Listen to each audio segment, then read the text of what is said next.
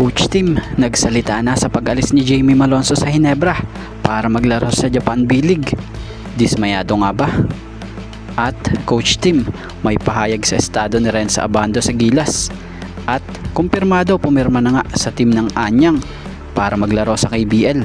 So yan ang ating mga tatalakayin. Dahil sa paglipat at pag-alis ni Jamie Malonzo sa Ginebra, maging ang mga fans na shock sa ginawa niya.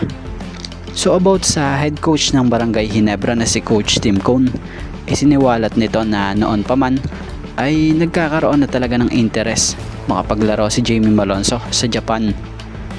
So kaya para sa kanya, hindi na siya nasurpresa dito.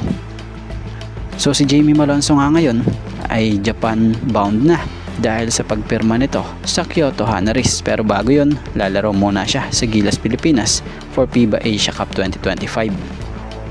So sa kampo ng Barangay Ginebra, sa pag-alis ni Jamie Malonzo sa Ginebra, disappointed nga sila, pero hindi naman raw nila mapipigilan ang nasabing manlalaro dahil gusto nito, at ayon kay Coach Tim, wish niya na mapaayos ito doon.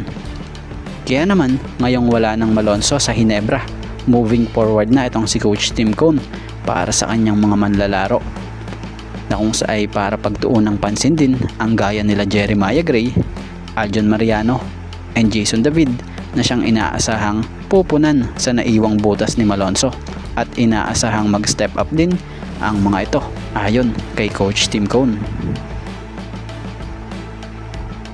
At dito tayo sa patungkol sa paglilinaw ni Coach Tim Cone sa estado ni Renz Abando sa Gilas Pilipinas.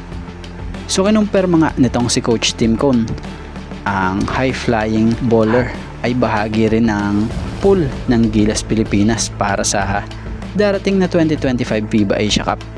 Pero ibinunyag ni Coach Tim ang Gilas head coach na hindi kailanman nagkaroon ng pagkakataon si Renz Abando na dumalo sa kanilang mga practice. At speaking of Renz Abando, siya nga pala nito lang inanunsyo na ng kampo ng Anyang ang pagbabalik ni Renz Abando. Matatandaan namang dinala ni Renz Abando ang Anyang sa 2022-2023 title matapos nilang malampaso at mapatalsik ang Seoul SK sa Game 7 ng finals.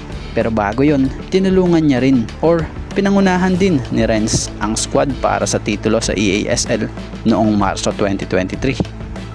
So makalipas ang taon na pagkawala ni Renz Abando sa nasabing liga at nasabing team, ito na siya ngayon, nagbabalik na muli ito para sa team ng Anyang